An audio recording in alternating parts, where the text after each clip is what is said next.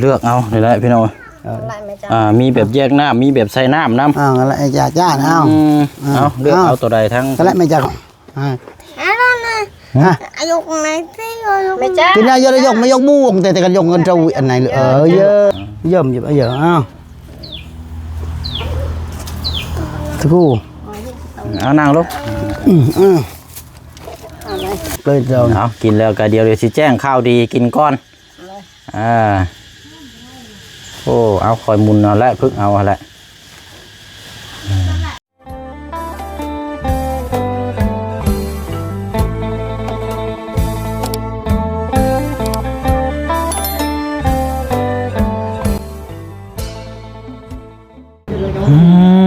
เนาะเป็นยังไงเนาะโอ้พากันนั่งอยู่ลุ่มพุ่นพี่น้อยเด็ดห่อเน่าอีกคือเก่าคือเดิมมื้อนี้ก็แซ่บบีพี่น้อยเนาะดีแต่ว่าหน้าเฮือนของเรานี่มีกกหมากลำไยมีแต่ใบหมากยังบ่ทันเป็นพี่น้องเนาะเอามื้อนี้ก็มาพบมาเจอกันอีกคือเก่าพี่น้องเนาะอยู่หน้าบ้านของน้องเพิ่งเนาะที่เฮาติดตามแล้วก็รวบรวมยอดสมทบเนาะพี่น้องเนาะหากมาแต่เยี่ยมยามทางน้องหั่งพี่น้อยทางนั้นก็คลอดลูกเรียบร้อยเลยเนาะพี่น้องเนาะกับทักทายสบายดีและสวัสดีพ่อแม่พี่น้องเบิดสุขุสุคนเด้อพี่น้องเนาะพบเจอกันอีกคือเก่าคือเดิมพี่น้องเนาะมื้อนี้ก็นี่แหละพี่น้องมีแนวมอบแล้วก็พร้อมแจ้งได้ครับได้ฮู้นำกันเนาะหลักๆเลยก็พอดีว่ามีทางผู้ใหญ่ใจบุญเนาะพี่น้องเนาะที่ได้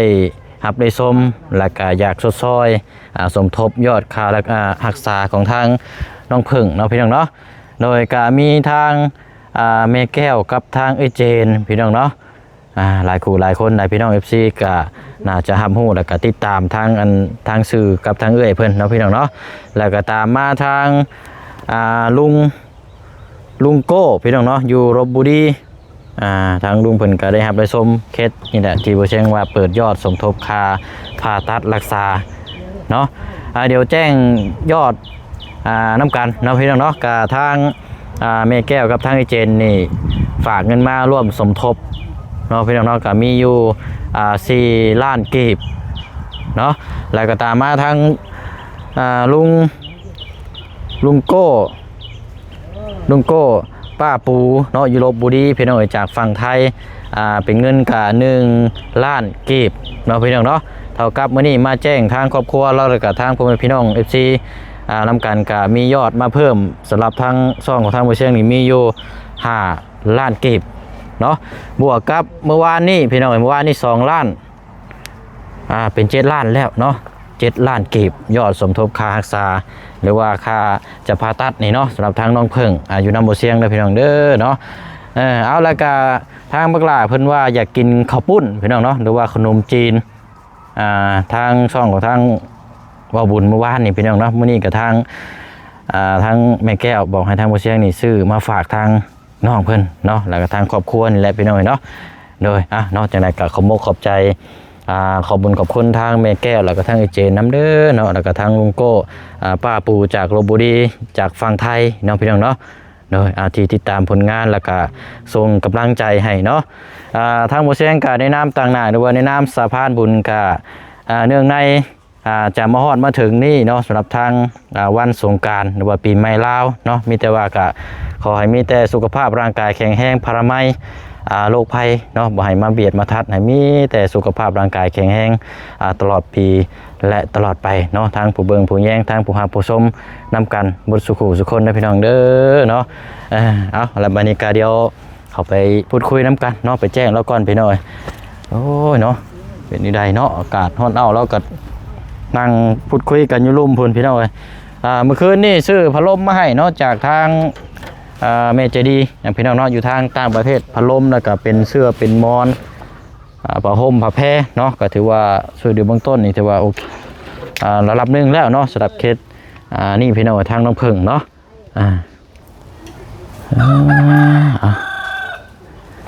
นี่แหละพี่น้องเนาะอันนี้ก็รูปร่างเป็นซานบ้านซ่องสร้างมาได้ จักปีเลยพี่น้อง7-8 ปีนี่เด้อเนาะตั้งแต่เรามาโอ้พากันอยู่ลุมพี่อันนี้เนาะป้าเอาเนาะ สวัสดี โดยเอาสบายดีเนาะเป็นได้ทางน่ะ น่ะ ใครขึ้นอยู่บ่ดีขึ้นอยู่บ่ดีกว่าเก่าอยู่บ่นอนอยู่เปอันนี้เนาะโอ้บ่มีเตียงเนาะ ไม่อ่านที่กูน่ะที่กูน่ะนะมา เป็นนี่ไรก็อ้าย เด้อ เจ็บบ่ หนึ่งไอ้ตะเบิงไอ้ก็ละไอ้ไม่ต้องไอ้ก็ละ เจ็บหม่องไรลูกเจ็บหม่องไร มันแค่นั้น แคนนี่บ่แคนนี่ครับบ่ฮู้สาเหตุนะนี่เนาะจักกี่ มันเป็นเอาไปเอา บ่ลงบ่จักหรือว่าเป็นหยังเจ้าบ่ได้ไปชอกหาเบิ่งบ่ซาตัวนี้นี่ตัวแคนนี่ นั่นน่ะอยากโชว์ว่าขันยันให้แบบจะละถึงให้คนละถึงเป้าไม่ยังกันนะ เจ้าว่าเป่าจะว่าแบบประจักษ์เป่าไปน้ำตัวนี้เขามองบ่เห็นเลยเนาะ นั่นน่ะ พอไปแพทย์หาหมอนี่เพิ่นก็ว่ามันบ่มีหยังแล้วตัวนี้ จังอยากว่านำมาน้องกันนั่นแหละอยากบางเทื่อก็ยันพิษพวกน้องมาโชว์ บ่ตัวนี้นั่นเป่านั่นได้อันนี้น่ะบ่เป็นหยัง โดยจะสิมาเอาแม่เฒ่าหันแม่เฒ่ามันเคยเป่าได้แบบ เป่าโลดบ่เป็นหยังอันนะ เพราะว่าตัวนี้ทางแพทย์นี่เฮา แพทย์ก็ยังว่าบ่เป็นอย่างปกติอันนะ ก็คือเฮาทำกันนั่นแหละ ว่าสิอยากเว้าอยู่ว่า โดย จะยันพิษโอ้ยจังได๋ก็ บ่แล้วบ่ผิดแล้วมันดีมัน รู้จัก เศร้าเฮ็ดเบิด เองเฮ็ดหยังเฮ็ดรู้จักเองอ่ะนะก็อย่างนั้นอยากถาม ตัวนี้แล้วมันให้เพิ่นมาเป่าจังเทื่อมันยุบมันหยังมันจะหายไปเนาะ แม่นแล้ว น่าจะเกี่ยวกับแบบว่ายังก่อนตัวนี้ยันอยู่บ้านเฮาก็เคยเป็นตายคนอยู่ได้มันเศร้าหม่องนึงแล้วมันไปหม่องนึง แม่นแล้ว ลามไปเลย นั่นตัวนี้นะ จนมาว่าจนได้เป่าฆ่าเชื้อมันจนเศร้าจนโอ้คนก็จนป่วยหลายเติบอยู่ได้ตัวนี้นี่ ไปเบิ่งหมอเทียมบอกว่าช่วงหลังอาการเบิ่งว่าเพิ่นว่าให้เขาเป่าน้ำเด้อว่ะคันบ่เป่าบ่ได้ไป เพราะนี่คนแนะนำเพิ่นมาเป่าได้ก็ได้บ่เป็นหยังเราเป่านํเพราะว่าคือละลักตัวนี้นะเฮายาตัวนั้นเฮากินอยู่ปกติอยู่แล้ว แม่นแหละ เป่าได้แต่ยาตัวนี้ก็กินเลยยาบำรุงซื่อตัวนี้นั่นเด้อ โดย กินแล้วบ่ยา แค่ไปอีกแล้วคือ กินแล้วเนาะ ยันยา มันมีแต่ ก็ได้เนาะ หลักๆเลยนะเฮานั่นต้องตัวนี้ตัวนี้นะตัวผ่าตัดตัวนี้ เราไม่ได้เจ็บแรงแห้งเลยตัวนี้เจ็บแห้ง ตัวนี้บ่ได้เจ็บแห้งบ่ ธรรมดา อ๋อเหยียดไข้แล้วบ่ลูก แม่ตัวได้ได้มาละนึงแม่นเอากันแม่ ว้ายคันว่ามันเศร้ากับปฏิหารแล้วก็สิบ่ได้ไปผ่าตัดได้ซะเนาะ บ่เช้าแล้วมันเป็นแบบนี้แหละ มันแบบว่ามันไปแบบมันยืดบ่ได้นี่นะมันขาแล้วมันเสี อ๋ ย อ ว ได้แต่ซ้ำนี้เนาะ แต่มันบ่เรื่องเจ็บมันบ่เจ็บปานใดแห้งคือเก่านะ โดย แต่ว่ามันออกตีนบ่ได้มันไปบ่ได้ คล้ายๆว่าเฮาเหยียดตรงบ่ได้เนาะมันขัดกันใช่ป่ะกระดูกมันแตกมันขัดเลย ฮอดเข่ามาเข้าผ่าแล้วก็อบแปลงนี่แปลงก็อบเขาเลียด มีแต่ตัวนี้กันแล้วลองหาทางเพชรเป่าเลยก็เล่าตัวน้ำแขนเล่าเนี่ยแบบมันยัง โดย วันนี้เฮากับบ่ได้ว่านั่นเนาะเพออยู่บ้านเฮาก็เคยเป็นก็เจ้าไปเป่าก็หายเศร้าอยู่ตัวนี้นะ เช้าบางคนก็เช้าแต่ว่าคือเอา ขึ้นหาซีดแต่มื้อนี้กินแล้วบ่เข้า กินแต่เช้า เอาบ่เป็นหยังบ่เสียงซื้อสิ่งที่เจ้าอยากเจ้าได้ยินเจ้าเว้าว่าในช่องบ่บุญเจ้าอยากกระปุ่นบ่ แล้วเอารับรองกินจนจุกด้วยล่ะมื้อนี้กินเลยบ่ลูกกินเลยเนาะ จ้ากินอยู่เทิงบ่คือกินอยู่ลม จ้าทางใต้ไหนเนาะ ฮะ อันเทิงเกอันน่ะย้อนจากจ้าเนาะ ก้อนกิน อันนายชายย้อนไม่จ้า บ่เขาเจ้าใส่น้ำมาเลยได้ต้องกินได้เฮาลืมบอกเขาเจ้าอย่ามันยืงมันไข่มันสิมีเฮาสิสร้างมันมีกระปุ้นธรรมดาแล้วก็เป็นเพอข้าวเปียกนั่นแหละ แม่แหละ มีอยู่2อย่างเลือกกินเองเอามาซื้อมาฝากคุณเจ้านำหั่นแหละตัวเอาน้องเพิ่นลงมานั่งพี่ก่อนอยู่ซะบ่มีเตียงเนาะ หน่อยเด้ใช่อันเอากระปุ่นลันจ้านะน่าใช่นี่น่าตะน่ะ ก็ลงมานั่งนี่ก็ได้นี่ นั่ง ที่ใหญ่คุยเยอะคุยเยอะ อดเอาเด้อ ไม่มันเลยนะ คุยละ กินนะไอ้ตานะนั่นไหน ต้องมีนึงกระตัว บันละจะเอามาใช่ไหมไหนกันไหน นั่งลงมาได้บ่ซะ เป็น บ่ให้เราลงมาได้อยู่บ่ นู่นน่ะ คันบ่ฮะ เอาเล คัน ย บ่ได้ก็นอนดูหันก็ได้ก็บ่บังคับมักลาเพิ่นก็อย่าดอกให้เพิ่นนอนนั่นแหละ ลงมาได้ เพราะเอาอยากให้มานั่งอันนี้สิซื้อคันบ่ได้แล้วก็อย่า Được này cho thu này thu này vẫn chưa có thể viện nhận thu ơi บ่เป็นหยังหันหน้ามาพี่ชุมเจ้าบัดนี้ มัดจะไหนเหรอ đó หน้า này มาพี่บ่เป็นหยังให้แบงลาเพิ่นนอนอยู่ à, นั่นแหละ mẹ viết trên này dừng mày ham mẹ là dơ từ khu rồi เอา giờ mình tự giờ ให้เราคอยนอนไปแล้วซะ giờ ác cho giờ mẹ dùng cái mẹ ác rút giờ kì อืม như vậy ha นายบ่ à giờ từ khu giờ cái này đã ta mắt chờ ở viện อืม ta mắt giờ สิลงมาบ่ ไม่ช่างเลย à các sang từ khu này thế เอาคัน à นั้น chưa ไปอยู่นั่นแหละ từ khu kia từ khu à đó thì ta cho nhầm từ khu à cho xem mơ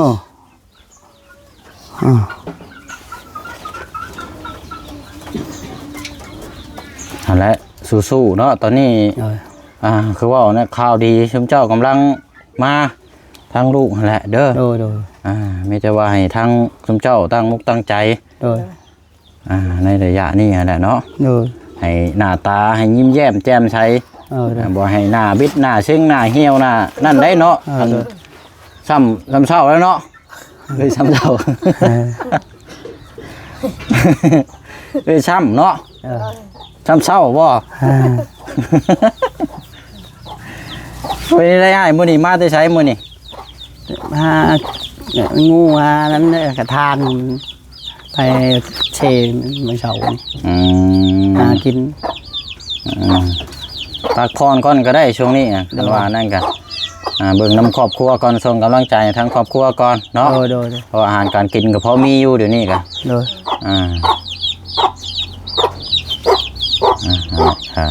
ให้เพิ่นนั่งหันก่อนก็ได้ อันว่าบ่กินเดี๋ยวนี้ได้บ่กระปุ่นจังน้อยบ่ จังน้อย cho nói và เพราะว่าเฮาใส่น้ำมาเนี่ยมันอืดได้ต้องกินนั่นได้ cha mẹ cha tụi mình ไหน mẹ cha วานเลยนะ มากิน อ่ะ กินให้ทั้ง แม่ เพิ่น ย่า เพิ่นเบิ่งนะนี่มา บินในว่าสิบ่เชียงซื้อมาให้น่ะบ่กินให้เบิ่งนี่โอ้เสียใจได้ anh เนาะ anh mẹ cha anh sai Anh à. mẹ cha ไปเอ้ยเจ้าขึ้นไปเอาถ้วยไป bây giờ มาให้เรามากินชิมเล็กน้อยแล้วจังกินต่ออีกก็ได้ถ้วยเอาบวงมาใช้อันน้องได้ซะ2คนนี่ไปใช้ nó gì bữa nay gộp à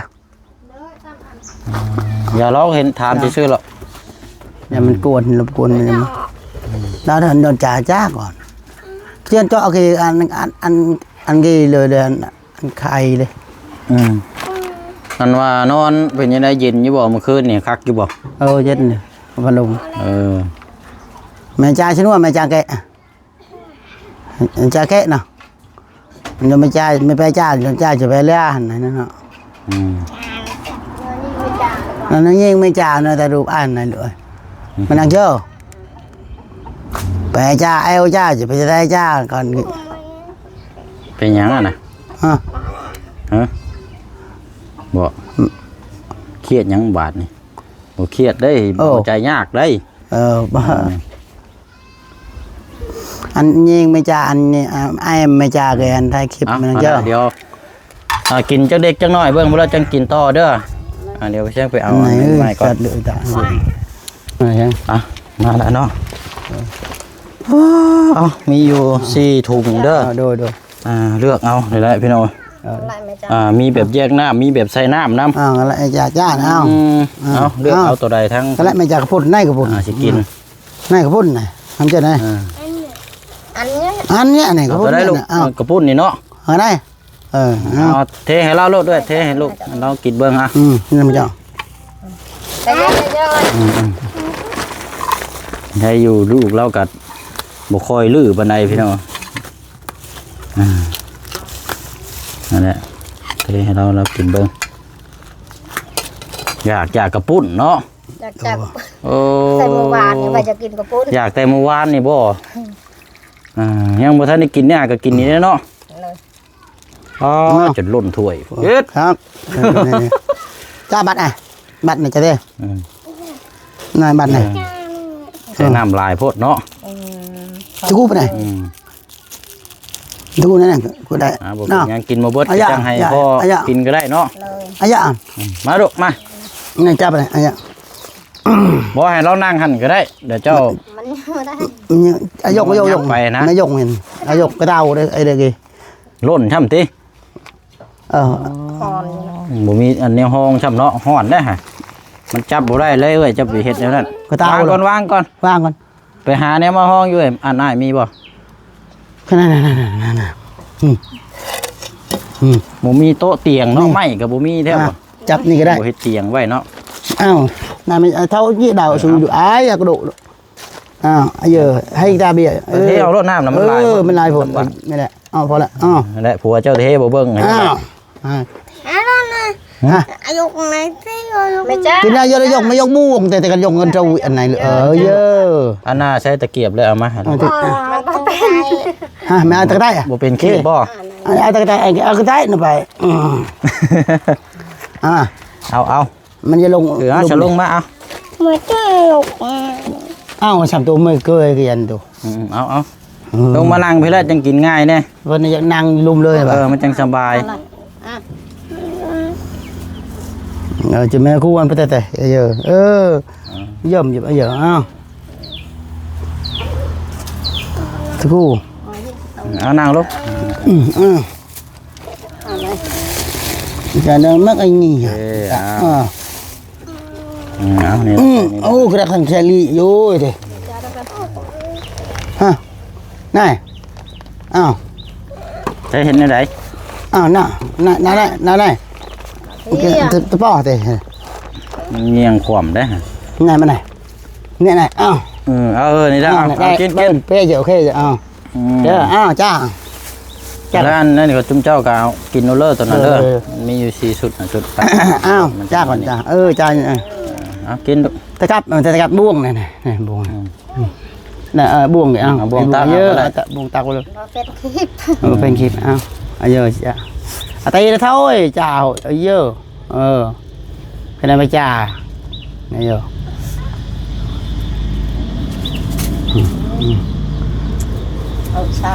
เช้าแม่อ่ะ อันนี้คันใช่ว่าข้าวเที่ยงเนาะ โอ้ เที่ยงข้าวบ่ายเลยยากินแล้วหรอว่ายา แล้ว กินให้เบิดเด้อมันเป็นยาบำรุงจะได้กินข้าวกินน้ำแซ่บ เยอะ ลองชิมเบิ่งเสียงสด เยอะครับจ้ากันจ้าบุญจ้า แซ่บอยู่บ่ งึกแซ่บแอมบ่ โอ้มาชูดิอ้าวตะกับตามันอ้าวตะกับอาจารย์นึงก่อนเด้อ เอาเห็นอารมณ์ลูกเจ้าเห็นอารมณ์เอามันได้กินถนัดเจ้าเห็นอารมณ์เอา ไม่เคยตะกับจะตะกับเห็นอารมณ์แต่ว่าขออย่างเดียวมันพุ่งเข้าตาเท่านั้นก็พอ นั่นตะกับเงี้ยเนี่ยไปยันอ้าว เนาะให้พ่อป้อนบ่ให้ไผ จ้าเด้อก่อนจ้าก็ไม่เปรี้ยวจ้าโอ้ย ในไรก็ เอาจ้าก่อนจานบนเรงไง ในไรบ่แซ่บสำบ่ จ้าเดินจ้าของยันจ้าไปจ้าจ้าจะตาขี้ แบบไรก็อันนี้ ใจของมันบจมูก เอากับ ใจ จ้า บ่สมบูรณ์ก็เฮาก็ทำใจแล้วก็อดกินแล้วเนาะบ่มันบ่แซ่บบ่หรือว่าแนวใด แซ่บเยอะ บ่แซ่บนี่บ่ซื้อมาให้ได้เสียใจได้ แม่จากพ่นเบาเพียงจะเงา บอกเราหั่น เติมมากินเดินเยอะเลยเรา เอากินแล้วก็เดี๋ยวสิแจ้งข่าวดีกินก่อนโอ้เอาคอยมุนเอาละพึกเอาละคอยแล้วมันสิพงใส่ตาเด้โอ้โธ่ แต่ว่านชื่อนี่มันหายมันให้กินนี่ครับก็กินจ้านายเอากบอะไรเหรอแล้ว จ้าก่อน อันน่ะอ้ายเจ้าเนี่ยบ่ได้สูบยาสูบหยังบ่ ไม่ได้สูบนะ หรือว่าคนสูบยาจุยังบ่ได้สูบเนาะ บ่ได้จู ทางเอื้อยได้ใช่ บ่ คือแขวคือดำแท้ น้ำอะไรจู เขียวมากบ่ เกี่ยวมาก เออ เกี่ยวมากนั่นแหละ เขียวลำเรามักท่วงแล้วเออ จ้า กินเนาะได้คำหนึ่งแล้วคอยกินนั่นแหละบัดนี้คอยป้อนเอาหั่นแหละสมใจอยากทางน้องเพิ่นนี่เราไปน้องคอยกินเนาะ ดูจะต้องเบา มันสิมี จะเอาไว้ อันนี้กระปุ้น เอาไว้หนึ่ง ตัวหนึงน่ะเป็นข้าวเปีย เอาไว้หนึ่งแม่จะ ถุงหั่น จะดกเงินจะ หึ เสือว่าแย่ดัง จะเอาอีกตั้งดกเนาะ ไอ้ไม่đầu ấy nè เสือว่าแย่ดังไอ้đầu mày nè จะเด้อจะเบา ในไรก่อน ไอ้đầu ấy nè ฮะ ไอ้ดอย มันจะกินข้าว จะกินข้าว จ้ากระปุน เอาอั นั่ น น นี้ได้ เล่าเองนะกระปุนนะแกเข้า อยากกินข้าวก็กระปุ้นแบบชีบ่ แม่นล่ะ อยากเอาข้าวมากินก็กระปุ้น เอา โอ้ไปแม่จะไปเอาข้าวมา ไอ้ดอย เอาข้าวบ่ ไอ้ กินข้าวแล้วใช้รถอ๋อให้ ก ได้ ระปุน กิน นั่นเล่าเองนะมันเป็น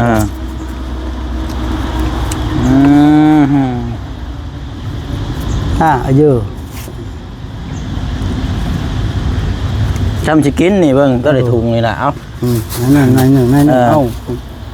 นั่ง แต่นั่นเอาถ้วยเบิดนั่นก็ยันบ่เบิดดอก อ๋อ กินมื้อนี้กินเนี่ยนะแซ่บกันคันว่าแซ่บมื้อหน้าจังสิซื้อมาให้ใหม่ ไอ้มันกินจังไงน่ะมันไปตายมันกินนะก็จังมัน กินให้เบิดเด้อถ้วยนี่เด้อ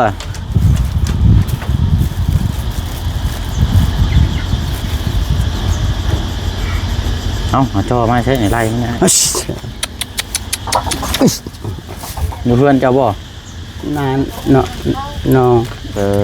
อ เนาะกบอันไหน มีเตียงเนาะ คันมีเตียงนึงว่าสิได้นั่งสบาย ไม่เลย กินน้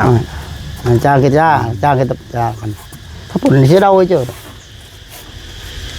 จ้ามันเป็นเรื่อง ำใช้ข้าวจกแม่เปิดแม่ นั่นดอยสิแก เลื่อนไปเอาลองลงเขา กินหลาเด้อ บ่ เบิ่ง เรา ได้นี่ เราได้แบบนี้นะ เดี๋ยวเบิ่งทั้งแม่มื้อนี้ในช่วงสิเมื่อยมื้อนี้เนาะ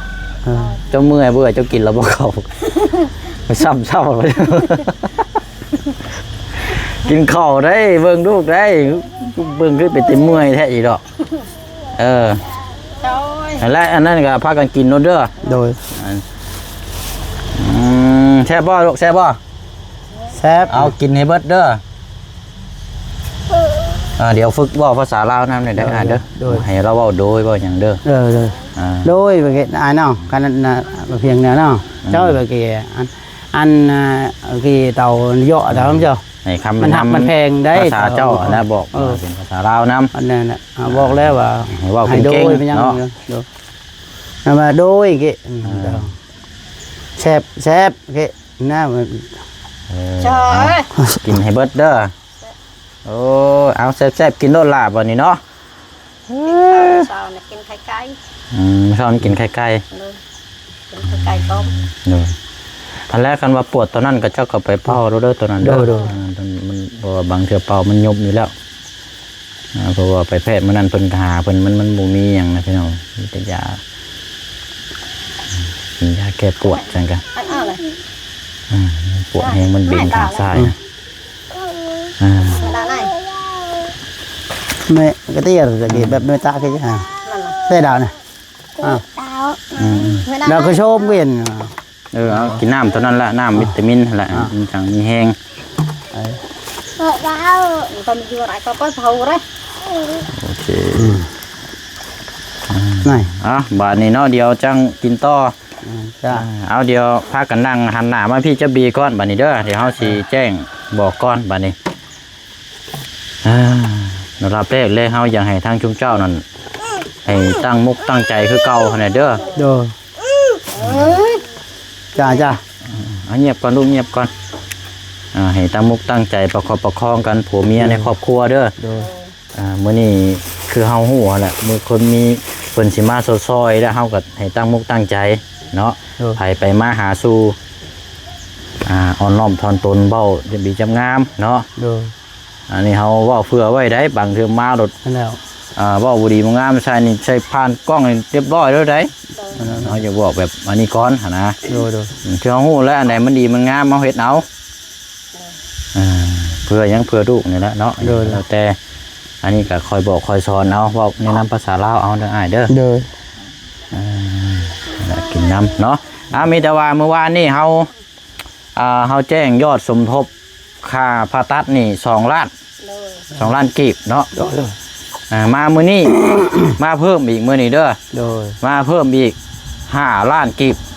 โดย น้ำเฮาตอนนี้นะเท่ากับนี่ยอดรวมบนน้ำเฮาเฉพาะนี่มีอยู่7 ล้าน โดย ค่าเป็นปัวบักหลาเพิ่นนี่เด้อ โดยโดย นำทีมงานนั่นก็จังว่ากันอันเนาะน้ำบ่จันทร์น้ำบ่บุญ โดย จังรวบรวมเนาะ โดย เดี๋ยวสิรวบรวมเบิ่งว่ามันมีเท่าไหร่แล้วเนาะ โดย ถ้าว่าผู้ใหญ่เพิ่นสมทบมาเรื่อยๆก็รวบรวมมาเรื่อยๆถ้าว่ารักษาปินปัวผ่าตัดแล้วหายแล้วถ้าว่าเศร้ายอดสมทบยังเหลืออนาคต โดย ถ้าผู้ใหญ่ยังมองเห็นอาจจะได้เฮือนหลังใหม่ก็เป็นไปได้ โดย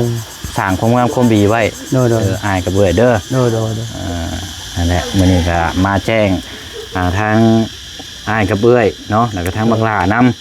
ำเดี๋ยวทางผู้ใหญ่เนาะเพิ่นซื้อแม่แก้วกับเอ้ยเจนเด้อสมทบมา4 ล้านกีบ โดยโดย แล้วก็เป็นกระปุ้นนี่แหละได้อยู่ในกินของทางเอ้ยกับแม่เพิ่นเด้อ โดยโดย แล้วก็ผู้ที่สองนี่ทางลุงลูกโป้บอกพี่หน่อยลุงลูกโป้กับป้าปูอยู่ลพบุรี1 ล้านกีบจากฝั่งไทยเนาะ โดยโดย และมีแต่ว่ากะเฮาหำฮู้น้ำกันและน้ำบ่เสียงนี่มีอยู่7 ล้านเด้อ โดย ถ้าทีมงานมาถามนั่นบอกว่าน้ำเฮานี่มี7 ล้านกีบ โดยโดย น้ำบ่จันทร์เมื่อวานนี่เท่าไรก็12บ่ เล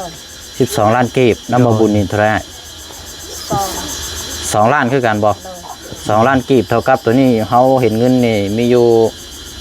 ค่าผ่าตัดบักหลานี่12 14เท่าไรแล้วพี่น้องเบิ่งเด้อเมื่อวานเดี๋ยวบ่เสียงบวกหมดก่อน14บวก7เนาะเป็น21 ล้านตอนนี้เด้อ โดย ยอดรวมนำทีมงานกับนำเฮาตอนนี้เป็นมีอยู่21 ล้านกีบ โดย แต่ว่าเฮาจะแจ้งคือหลังสงกรานต์หลังปีใหม่เด้อ โดย เตรียมพร้อม โดย เฮาสิประสานงานทำอันนั้นหน่วยทางแพทย์เพิ่นจะอยู่ของหมอเฮาบ่นั่นแหละ โดยโดย นำพาบ่ล่าไปผ่าตัด โดย เนาะ โดย แล้วเดี๋ยวมีแต่ว่าในระหว่าง เป่า นี้ เอาเนาะ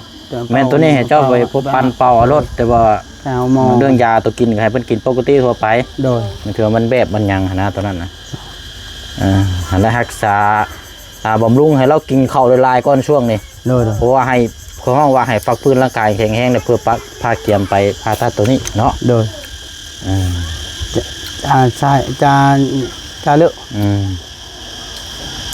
นะสวัสดีใจน้ำได้เด้อเอาโนมือปากกมุกกับใจทั้งนั้นแม่แก้ววิเจนแล้วก็ทั้งพอลุงลูกโป้แล้วก็ทั้งป้าปูเด้ออยู่ลพบุรีอวยพรหน่วยไส้เพิ่นได้อ้าย ขอบใจเด้อสบายครับแม่แก้ว โอ้ย ครับพอโปโบกาอยู่ดีมีแหงให้ลำให้ด้วยเจ็บบ่ให้ได้ความไข่บ่ให้มีเด้อให้อายุมันยืนต่อไปให้ได้เงินได้คำละลายหักแพงลูกเต้าแน่ โดยเอาละตั้งมุกตั้งใจได้เด้อเพราะว่าอย่างแต่ทุกคนที่เพิ่นเบิ่งก็อยากให้ช่วยลูกเจ้าขนาดเนาะแต่ผิดพลาดอย่างมากเนี่ยเฮาช่วยอย่างบ่ได้แล้วถ้าว่าเฮาว่าปั๊บนี่เคสซึ่นเฮาก็ผู้ใหญ่เพิ่นก็เห็นดีนำได้มันขึ้นอยู่กับชุมเจ้าได้เด้อเพราะฉะนั้นอยากให้มันดีมันงามเด้อเอาฝากเผื่อไว้นะอย่ามันเกิดขึ้นบ่อยากให้มันไม่ได้อยากให้มันดีมันงามเพื่อลูกเพื่อเต้าเนาะแต่ว่าปักมานี่เนี่ยบ่ดีบ่งามเนี่ยเฮาแจ้งมาว่าพอหยุดก็แม่นจบเลยแล้วได้เว้าแบบนั้นได้แล้วได้เด้อเพราะฉะนั้นก็อะไรเพราะว่าเฮาซอยคนมานี่หลายแล้วมื้อนี้ก็นี่แหละเฮาได้รับโอกาสจากพี่จากน้องจากทางผู้ใหญ่ได้เฮารับเอาเด้อเอาเดี๋ยวช่วงนั้นเฮาสิเข้ามาหาใหม่อีกเทื่อนึงเด้อลาก่อนบัดนี้เนาะพากันกินข้าวกินน้ำเด้อเฮาอยู่ดีมีแฮงโดย เอาสบายดีทั้งบ่ลุงก็ลูก สวัสดีครูอาเต้บาริกา เอาถึงมือก่อนสบายดี สวัสดี เอาโอเคสู้ๆไอ้เด้อ เด้อ พากันกินในรถตัวนี้เด้อเอาไปเอาถ้วยมาโลดมันสิอืดเอาแหละพี่น้องเนาะเพราะว่าเป็นยังตัวเชียงจังแจ้งบอกนะนี่เพื่อไว้แหละพี่น้อยเนาะบางเคสบางอันนี้นี่เขาช่วยเหลือแล้วนี่ก็มีแนวบุดีบ่งามนะพี่น้องเพราะฉะนั้นพี่เชียงก็เลยอยากแจ้งบอกว้าวในคลิปเลยพี่น้องบ่ได้เว้าหนังไหมแต่เป็นอย่างมานี่ก็คือพี่เชียงว้าวแล้วพี่น้องมีแต่พูดเลยเนาะมีแต่ว่าได้รับโอกาสจากพี่จากน้องจากทางผู้ใหญ่แล้วก็อยากให้รักษาบุญงามความดีไว้นะพี่น้องเนาะเพื่อลูกเต้าตัวเองและพี่น้องเนาะเฮาก็เบิ่งแย่งนํกันกินในลายในเอ้ยเจ้าหน่อยสิล่มเลยหั่นเอ้ยซ้ำเศร้าต้องมาจันตั้งชื่อให้พี่น้องกินข้าวในลายแน่โอ้ยเนาะอะไรพี่น้องเนาะมาแจ้งพี่แจ้งน้องน้ำกันเด้อเนาะยอดกะตามที่เฮาแจ้งน้ำกันอะไรพี่น้องเนาะยอดสมทบตอนนี้มีรวมเบิดเลยกะมองเห็นนี่มีอยู่21ล้านกีบน้ำมือเชียงนี่มีอยู่7ล้านน้ำมือจันนี่12แล้วก็น้ำบ่บุญวันปลานี่2ล้านเนาะตามที่มองเห็นตอนนี้ถ้าบ่มีมาเพิ่มเติมเนาะแต่ว่ามีมาเพิ่มเติมมาเรื่อยๆกะถ้ารักษาเป็นปัวโอเคแล้วกะแม่นมาฝากฟื้นเพราะว่าจะเหลือสมทบยอดกะแม่นว่านี่ได้พี่น้องเนาะมีพี่น้องเพิ่นก็เห็นดีน้ำลายอยู่พี่น้องว่าจะถือโอกาสเราเฮ็ดเทือนเฮ็ดซานให้เราหลังไม้ว่าซั่นเนาะถ้าว่าเป็นไปได้นะพี่น้องเนาะเอาก็ขึ้นอยู่กับบุญงามความดีสร้างบุญกุศลไว้เนาะพี่น้องเนาะทั้งหมดเชียงก็ในนามต่างๆในนามสะพานบุญก็นี่แหละพี่น้องเนาะจะทำหน้าที่นี้ให้ดีที่สุดเท่าที่ทางผู้ใหญ่FC ที่ไว้วางใจเนาะพี่น้องเนาะป้าเนาะอยู่ดีมีแห้งลำๆรวยๆเบิดสุขุสุคนเด้อเนาะทางผู้ให้แล้วก็ทางผู้รับทางผู้เบิ่งผู้แย่งน้ำกันเบิดสุขุสุคนเนาะเดี๋ยวเข้ามาเยี่ยมมายามมาพูดน้ำกันมาอีกเนาะเคสของทางน้องเพิ่งเอาบ๊ายบายก่อนพี่น้องเนาะสบายดีเด้อพี่น้องเด้อ